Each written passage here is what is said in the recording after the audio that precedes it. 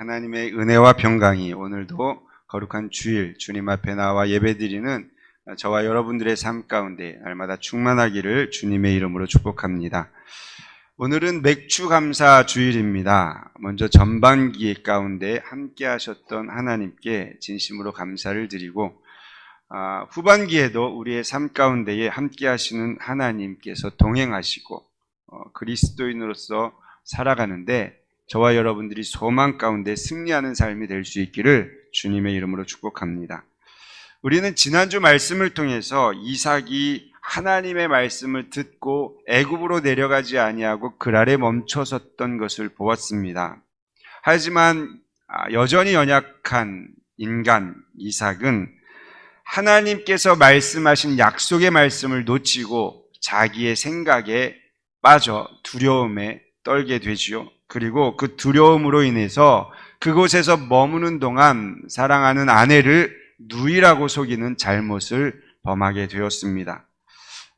지난주 내용들을 다 기억하시죠? 예. 그리고 이제 오늘 말씀으로 이어지는데 먼저 질문을 드리도록 하겠습니다. 지난주에 2절에 보면 하나님께서 내가 지시할 땅에 거하라 그렇게 말씀을 하셨습니다. 그 땅에 거주해야 된다. 그렇다면 여러분 하나님께서 지시하는 그 땅은 어디일까요? 이삭이 어느 땅에 머물러야 하나님이 지시한 땅에 머물러 있는 것일까? 혹시 그거 생각해 보셨습니까? 보기를 드립니다. 첫 번째 애굽, 두 번째 그랄, 세 번째 브엘세바. 이 셋 중에 답이 있습니다. 지난주 말씀을 잘 들으셨던 분들은 기억하시겠지만 애굽은 아니죠. 하나님께서 애굽 가지 말아라 그렇게 말씀을 하셨습니다. 그렇다면 지금 머물러 있는 그랄 아니면 아브라함, 그의 아버지 아브라함이 하나님과 열렬히 교제했던 브엘세바 어디라고 생각을 하십니까? 본문을 읽어보면 사실은 하나님이 지시한 땅이 그랄이다라고 생각할 수 있을 법한 요소들이 있어요. 그것이 무엇이냐면 외적인 축복이 이삭에게 임했다는 거예요. 그래서 사람들은 대부분 흔히 이렇게 생각할 것입니다. 하나님께서 축복하신 것을 보니 순종하여서 그렇게 되었구나. 아하, 하나님의 말씀에 순종해서 그 자리에 머무르면 하나님이 축복하신다.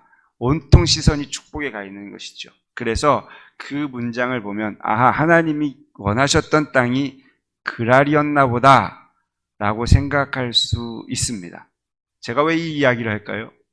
그랄이 아니다라는 것을 앞으로 제가 전개해 가려는 그런 목적이 있겠죠. 그래서 이 말씀을 그렇게 해석하는 경우들이 있어요. 그래서 축복받기 위해서는 하나님이 지시하는 땅에 있어야 된다 이렇게 해석들을 하죠. 12절을 한번 보실까요? 이삭이 그 땅에서 농사하여 그 해에 100배나 얻었고 여호와께서 복을 주심으로 농사를 통해서 100배를 얻었다. 여러분 이 축복은 당시 상황으로 생각해 볼 때 불가능한 것이었습니다. 도저히 이해할 수 없는 현상이 일어난 것입니다. 12절을 자세히 한번 살펴보시면 먼저 그 땅에서 농사하였다라고 말하죠. 그 땅이 어디입니까? 지금 그 땅은 그랄 땅입니다. 왜 그러면 하나님께서 이 땅에서 100배의 축복을 허락해 주셨을까? 이 해답을 좀 찾아보려고 하는데 이 질문을 좀 마음속에 새기시고 말씀을 같이 추적해 가셨으면 좋겠습니다. 또한 12절에 보면 그 해에 라고 되어 있어요. 그 해에. 왜 하필 그 해라고 기록해 주었을까? 그 해는 언젠가 1절에 언급했던 흉년의 해, 즉 지역적으로 주변 상황들이 다 좋지 않은 그때를 말합니다. 여러분 그랄이라고 할지라도 가나안 땅과 인접한 곳이기 때문에 역시 그 땅에도 어렵기는 마찬가지였을 것입니다. 단지 다른 것 뭐 하나 있어요? 해변, 바다가 있기 때문에 수용할 수 있는 물이 있었던 것이죠. 그러나 지역적으로 볼 때 그렇게 막 흩어져 있는 지역이 아니기 때문에 그 지역도 역시 이 흉년의 영향을 받았을 거라는 것은 우리가 어느 정도 예상할 수가 있습니다. 그래서 그곳에서 100배의 결실을 맺는다 쉬운 일이 아닌 것이죠. 있을 법한 일도 아닙니다. 그래서 성경은 무엇을 이야기하냐면 여호와께서 복을 주심으로라고 뒤편에 기록을 해주면서 복의 근원이 여호와께 있다라는 것을 명확하게 기록해 줍니다. 이 이야기는 무엇입니까? 여호와께서 개입하지 않으셨으면 100배의 축복을 받을 수 있다 없다? 없다라는 거예요. 그래서 성경은 자세하게 말씀하십니다. 그런데 더 놀라운 것은 13절의 표현이에요. 13절을 함께 보세요. 그 사람이 창대하고 왕성하여 마침내 거부가 되어. 여기에 보면 세 가지 단어가 나옵니다. 창대, 왕성, 거부. 이 세 단어는 우리 한글로는 지금 다르게 표현되어 있지만 원문에 보면 가달이라는 단어 동일하게 사용을 했다라는 거예요.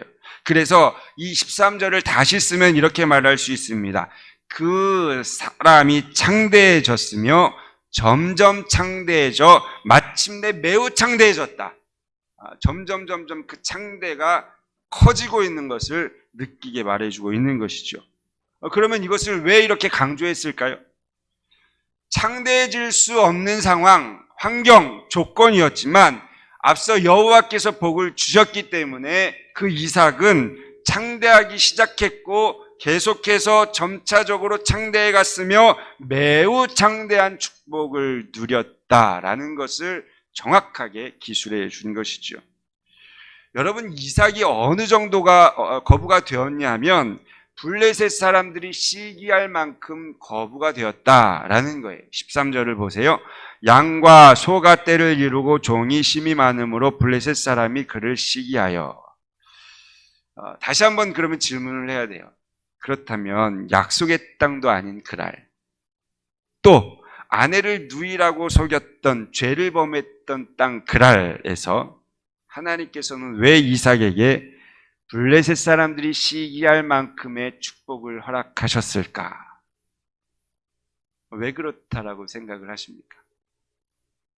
저는 묵상하는 가운데 두 가지를 생각할 수 있었습니다. 첫 번째는 흉년이 찾아왔을 때 하나님께 묻지 않고 약속의 땅을 떠난 이삭에게 하나님이 어떠한 분이신가를 가르쳐주기 위한 하나님의 의도가 그곳에 있었다라는 것이죠. 하나님은 환경에 지배받는 분이 아니라 하나님은 환경을 다스리시고 지배하는 분이시다라는 것을 이삭이 알기를 원했던 것입니다. 그래서 흉년 기근 속에서도 100배의 결실을 맺게 하시는 분은 누구? 하나님이시다. 그곳에서 떠나지 않고 가나안 땅에 머물러 있었어도 하나님이 함께 하시면 너의 삶은 보장되는 것이다 라는 것을 깨닫게 하기 위함인 것이죠. 사랑하는 성도 여러분, 죽음을 향해 가는 자리에서 생명으로 옮기는 분이 계시는데 그분이 바로 하나님이십니다. 할렐루야. 그랄 땅에 100배의 축복을 받은 이삭이 그 가운데 무엇을 깨달았을까 생각해 보십시오.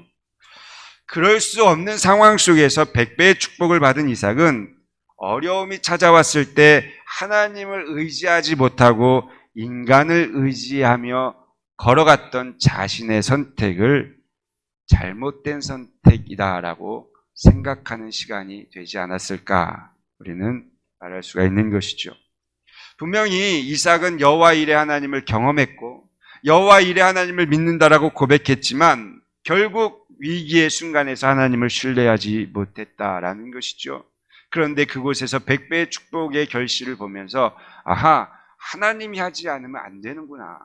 그리고 하나님이 하시면 이렇게도 되는구나 라는 것을 이삭도 깨닫고 주변 사람들도 깨닫게 되는 것이죠. 여러분, 그럼과 동시에 무엇을 깨달았을까요? 내가 잘못 선택했구나 라는 것이 깨달아지면서 한 가지 더 생각할 수 있는 것이 있는데 그것은 바로 하나님의 은혜구나라는 거예요. 하나님의 은혜로 채우시는구나. 내가 노력해서 될 것이 아니라 하나님의 은혜. 여러분, 이삭이 받을 만해서 준 것이 아닙니다. 전적인 하나님의 선물이었던 것이죠. 그러니 은혜일 수밖에 없는 것입니다. 사랑하는 성도 여러분, 우리는 이 세상을 살아가면서 이삭과 같이 여전히 세상의 방법을 추구할 때가 많습니다. 그럼에도 불구하고 감사한 것이 무엇인 줄 아십니까? 오늘 이 자리에 와서 내가 예배드리고 있다는 거예요. 이것이 정말 하나님의 은총이고 감사이고 하나님께서 우리의 방향을 이쪽으로 이끄시는 인도하시는 하나님의 축복이다라는 거예요. 사실 저와 여러분은 이 자리에 있을 자격이 없지요, 하나님 앞에. 그런데도 불구하고 하나님께서 우리의 자격으로 나아가는 것이 아닌 예수 그리스도의 보혈로 나아갈 수 있는 길을 허락하셔서 오늘 이 자리에서 예수의 이름으로 하나님께 나아갈 수 있다는 거 얼마나 감사한 일인지 모릅니다. 여러분, 저와 여러분들이 이 과정의 삶을 통해서 이삭과 같이 하나님의 개입하심을 통해 첫 번째는 아하, 내가 잘못 선택했구나, 회개의 시간이 있기를 소망하고요. 더불어서 그럼에도 불구하고 하나님께서 나를 인도하시는 축복의 길이었구나라는 감사의 고백이 있기를 주님의 이름으로 축복합니다. 여러분, 죄는요, 깨닫는 만큼 은혜가 더욱 풍성한 것입니다. 이거 오해하시면 안 돼요. 죄를 깨닫는 만큼 은혜가 풍성한다는 것은 죄를 많이 지으면 그만큼 은혜가 있다는 것이 아니라 내 죄의 깊이가 얼마나 깊은지 알면 알수록 은혜는 더 풍성하다는 것이죠. 그러니까 죄를 더 열심히 지어라가 아니라 내가 얼마나 큰 죄인인가를 깨닫자는 거예요. 그것을 깨닫는 깊이만큼 은혜는 깊은 것입니다. 그래서 로마서에서 사도 바울은 고백하지요. 죄가 더한 곳에 은혜가 더욱 넘쳤다. 그렇게 기록해 주는 것입니다. 전반기의 삶을 돌아볼 때 저의 삶도 그렇고 여러분들도 마찬가지일 거예요. 하나님 앞에 부끄러운 것이 왜 없겠습니까? 그렇죠? 죄 많은 인생들, 그러한 죄의 여정을 걸어갔음에도 불구하고 너무나 감사한 것은 하나님께서 일하셔서 지키시고 보호하셨고 신앙 안에 머물게 하셨다. 감사한 일이 아닐 수가 없습니다. 그러니 하나님께 감사할 수 있는 저와 여러분들이 될 수 있기를 주님의 이름으로 축복합니다. 이처럼 이삭은요, 100배의 축복을 통해서 자신이 잘못 선택했다라는 것을 깨닫고 그만큼의 은혜가 얼마나 큰지도 생각해 보았을 것입니다. 그리고 100배의 축복을 주신 이유가 무엇인가를 또 생각해 보면 두 번째는요, 그 땅의 백성들이 시기하게 함으로 인해서 쫓겨나게 하시는 하나님의 숨겨둔 의도가 있지 않았나 볼 수가 있는 것이죠. 여러분, 그 이삭이 거부가 되었기 때문에 나타난 현상이 블레셋 사람들에게부터 시기를 받은 거예요. 시기받은 결과가 무엇인가? 14절, 15절 말씀 보세요. 양과 소가 떼를 이루고 종이 심이 많으므로 블레셋 사람이 그를 시기하여 그 아버지 아브라함 때에 그 아버지의 종들이 판 모든 우물을 막고 흙으로 메웠더라. 그들의 시기는요, 아버지 아브라함이 판 우물들을 메우는 현상으로, 그러한 행동으로 나타났다는 것입니다. 여러분, 팔레스틴 지역에서의 우물은 얼마나 중요한지 많이 들으셔서 아시죠? 이거는 생명과도 직결되어 있는 것입니다. 특별히 농사 짓는 자들, 또한 목축을 하는 이들에게 있어서 이 물은요, 생명과도 같은 것입니다. 이것을 메웠다라는 것은 그만큼 시기가 컸다라는 것이지요. 또 이어지는 내용을 보면 그렇게 행동만 한 것이 아니라 직설적으로 표현해서 이야기를 합니다. 우리보다 크고 강하니 떠나라, 이렇게 말하죠. 16절 보세요. 아비멜렉이 이삭에게 이르되 내가 우리보다 크게 강성한 즉 우리를 떠나라. 강성한 즉 강하다는 거예요. 누가 보기에? 아비멜렉이 보기에 너희들 너무 강하다. 여기에는 두 가지 의미가 있습니다. 첫째는 외적으로 보여지기에 이삭의 재산이 이미 너무 커진 거예요. 그래서 군사력이라든지 주변에 대한 영향력들이 이미 놀랄 만큼 커졌다라는 것이죠. 그래서 이제 아비멜렉, 즉 그랄 땅에서 이들을 어떻게 컨트롤하기가 너무나 어려운 상황이 된 것입니다. 즉 막강한 입지를 구축했다라는 것을 볼 수가 있습니다. 또 한 가지는요, 이들의 자리에 배후에서 역사하시는 분이 계시는데 그분이 정말 큰 분이구나, 이걸 깨달은 거예요. 여러분, 그랄 땅에서 이 이삭과 그들의 모습 속에서 100배의 결실을 보았지만 그 전에 아브라함이 그랄에 왔을 때도 이들은 이미 하나님의 살아계심을 경험했던 것이죠. 아하, 아브라함이라는 족장이 있는데 그 족장이 가나안 땅에 오고 애굽도 갔다 오고 그랄에 왔는데, 이 아브라함이라는 사람이 보통 사람이 아니네. 특별히 20장에서 기억하시죠? 태문을 막았는데 기도하니까 태문이 열렸다. 그랄 땅에서는 이미 하나님이라는 존재에 대해서 인식을 하고 있었을 것입니다. 그런데 이삭이 왔는데 기근의 현상 속에서 여기에서 우리도 얻지 못하는, 늘 농사만 짓고 살던 우리는 결실을 잘 맺지 못하는데 저 이삭은 100배의 결실을 맺는 것입니다. 야, 도대체 누구의 능력인가 안 생각하겠습니까? 아하, 이삭이 믿는 하나님, 그 하나님이 역사하시는구나.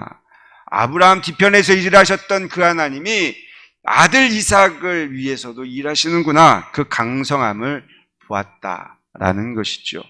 그러니 이로 인해서 두려움과 경계심으로 떠나라고 강력하게 호소할 수밖에 없었다라는 거예요. 사랑하는 성도 여러분, 바람이 있습니다. 저와 여러분들이 하나님이 함께 하심으로 외적으로 풍성해지는 축복이 임할 수 있기를 주님의 이름으로 축복합니다. 뿐만 아니라 우리의 삶을 통해서 세상 사람들이 하나님을 두려워할 수 있는 하나님의 사람들로 세워질 수 있기를 주님의 이름으로 축복합니다. 그것이 바로 우리가 신앙의 길을 거절어가는 모습이 아닌가 생각해 봅니다. 사실 오늘 본문을 잘 묵상해 보면 이삭이 사실은 그랄 땅에서 머뭇거린 거죠. 이 머뭇거리는 가운데 하나님께서 이 이삭에게 불을 주시면서 몰아가는 자리가 있는 것을 보게 됩니다.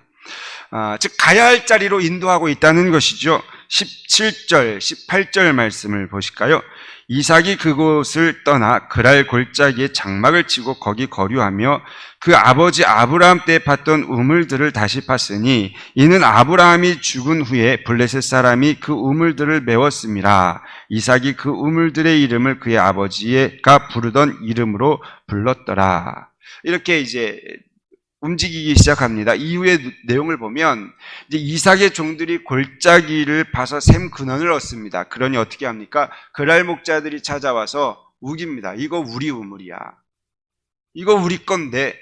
그렇게 우기니까 어떻게 합니까? 이삭과 그 무리들은 자리를 옮기게 되죠.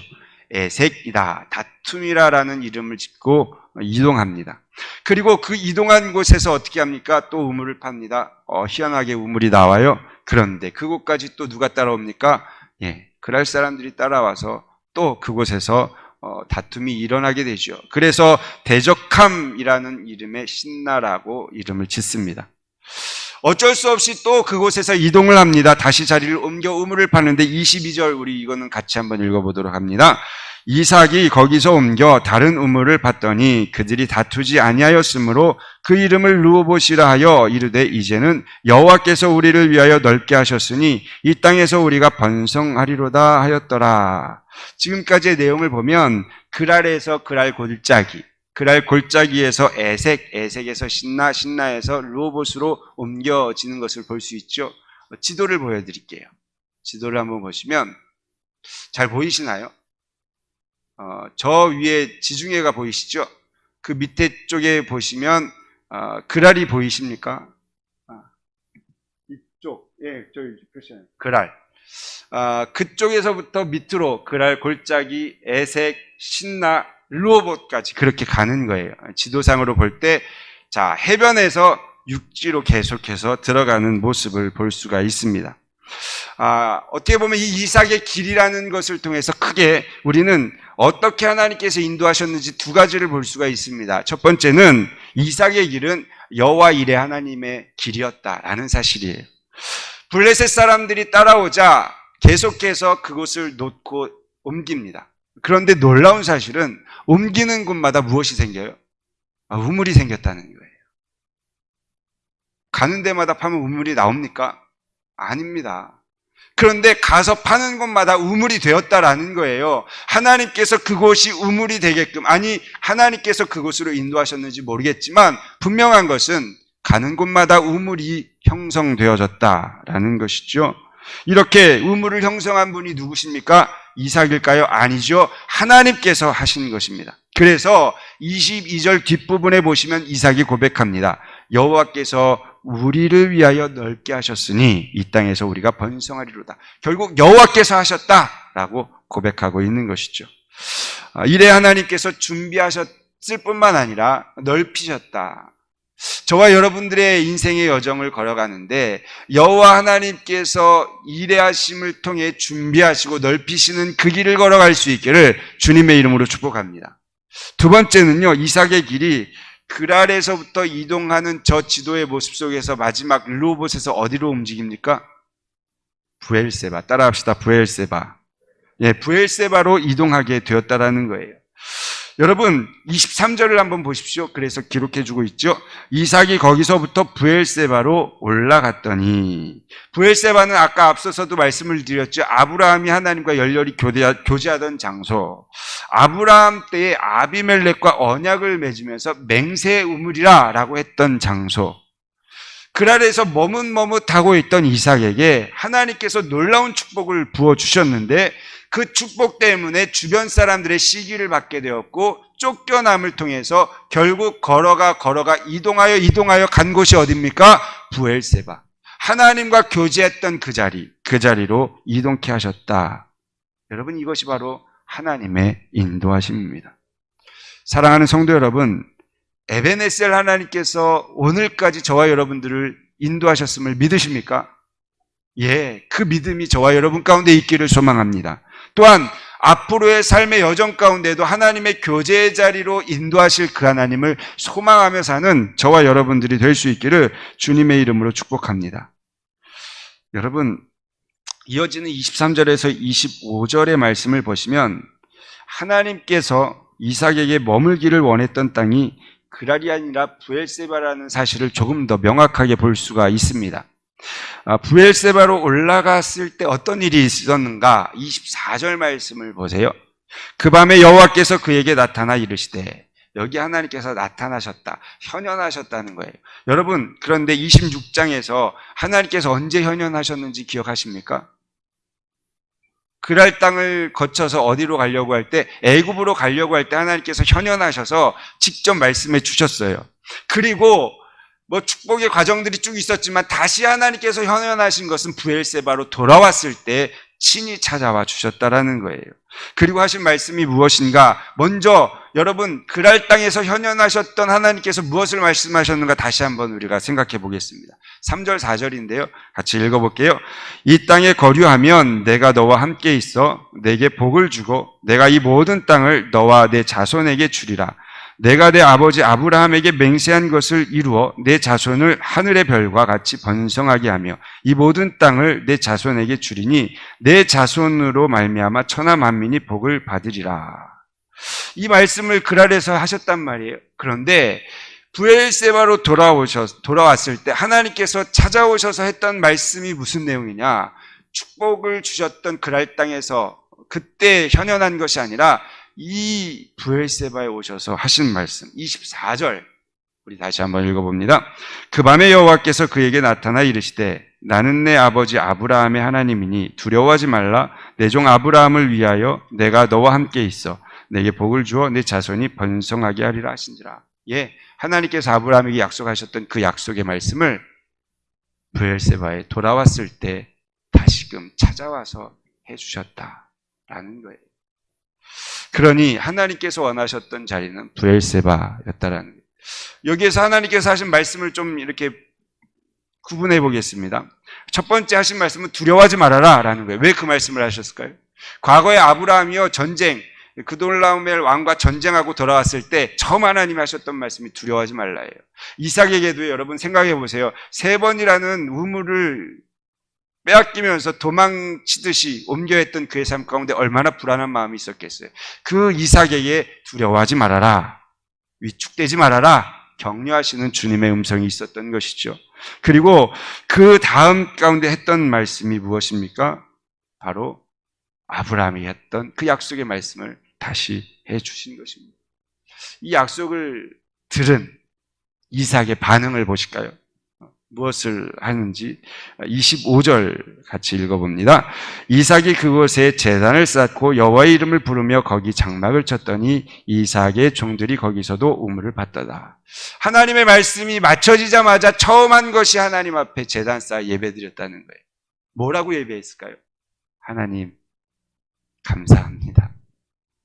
제가 어리석게 그랄에 갔지만 하나님이 나를 이곳으로 인도하셨습니다. 감사합니다. 인도하신 하나님께 감사하지 않았을까? 개인적인 묵상입니다. 여러분, 이렇게 제사를 드렸다. 하나님과 영적 교제함이 이루어졌다. 그리고 이후에 세 가지를 합니다. 여호와의 이름을 부르며 거기 장막을 쳤고 이삭의 종들이 거기서 우물을 봤다. 그렇게 말씀하고 있지요. 여호와의 이름을 불렀다. 공식적으로 나 하나님의 자녀인 것을 세상 가운데 선포한 거예요. 주변 많은 사람들에게 나 하나님을 믿는 사람입니다. 담대하게 선포한 거예요. 요즘 이제 대선 준비한다고 다들 이제 나가겠다고 이렇게 선언하잖아요. 그것처럼 선언하는 거예요. 많은 사람들에게 나는 그리스도인입니다. 라면서 자신 있게 선포한 거예요. 저와 여러분들이 하나님의 인도하심을 따라 살아가는 여정 속에서 세상 가운데 하나님의 자녀인 것을 떳떳하게 자신 있게 선포하며 살 수 있는 그리스도인들이 될 수 있기를 주님의 이름으로 축복합니다. 그리고 거기에 장막을 쳤고 우물을 봤다 이야기하고 있죠. 장막을 쳤다라는 것은 유목민들에게 있어서는 삶의 거주지를 이제 선정했다라는 것이고, 우물을 봤다는 것은 무엇입니까? 생업의 중심지가 이곳이 되었다라는 것을 이야기합니다. 사랑하는 성도 여러분, 우리의 삶 자체가 하나님 중심이 될 수 있기를 소망합니다. 전반기에 도우셨던 하나님께서 저와 여러분들 가운데 함께 하심을 기억하시고 우리의 삶의 중심이 하나님이 되어서 우리 앞으로의 인생의 여정 가운데에도 하나님이 인도하실 것을 기대하고 소망하며 살았으면 좋겠어요. 물론 코로나19가 어렵습니다. 델타 바이러스 생각하면 또 어떻게 바뀔까 염려도 있습니다. 그러나 여러분 기대되지 않으세요? 무엇이요? 하나님이 나와 함께 하실 때 무슨 일을 하실까? 이 기대감 가지고 사는 게 그리스도인 아니겠어요? 이 후반기에 기대감 속에서 사시고 일하시고 역사하시는 하나님의 놀라운 은총이 저와 여러분 가운데 임하여서 추수감사주일 때 하나님 또 이렇게 일하셨군요 고백할 수 있는 그러한 감사의 간증들이 충만해지시는 성도님들 되기를 주님의 이름으로 축복합니다.